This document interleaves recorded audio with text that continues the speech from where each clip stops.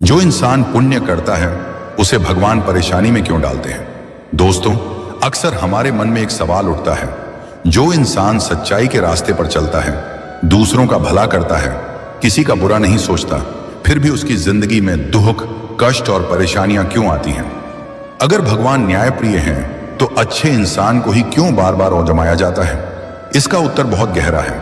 सबसे पहली बात, परेशानी सजा नहीं, परीक्षा होती है। भगवान कभी भी पुण्यात्मा इंसान को दंड देने के लिए कष्ट नहीं देते, वे उसे परखते हैं। जैसे सोना आग में तपकर ही शुद्ध होता है, वैसे ही इंसान कठिनाइयों से गुजरकर ही महान बनता है।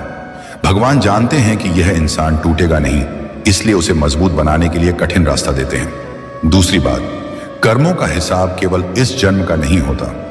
हम जो आज भोग रहे हैं वह सिर्फ आज का परिणाम नहीं है, यह पिछले जन्मों के अधूरे कर्मों का फल भी हो सकता है।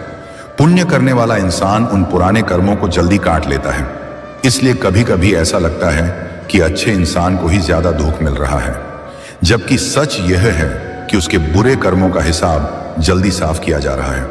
तीसरी बात, भगवान रास्ता आसान नहीं करते, इंसान को ताकतवर बनाते हैं।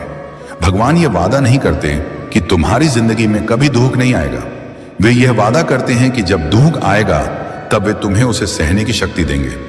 पुण्यात्मा व्यक्ति को भगवान धैर्य, समझ और विवेक देते हैं ताकि वह हर हाल में सही रास्ते पर बना रहे। चौथी बात, भगवान अपने प्रिय को ज्यादा परखते हैं। महाभारत में देखिए, श्री कृष्ण के सबसे प्रिय पांडव थे, फिर भी उन्हें वनवास मिला, अपमान सहना पड़ा, युद्ध लड़ना पड़ा। भगवान राम को ही देख लीजिए, मर्यादा पुरुषोत्तम होकर भी उन्हें वन जाना पड़ा।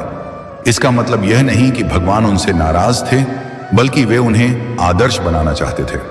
पांचवी बात, दुख इंसान को अहंकार से बचाता है। अगर पुण्य करने वाले इंसान की जिंदगी हमेशा सुख में रहे तो उसके अंदर भी घमंड आ सकता है।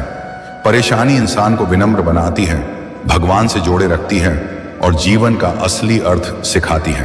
अंत में याद रखिए, भगवान देर करते हैं, अंधेर नहीं। पुण्य कभी व्यर्थ नहीं जाता।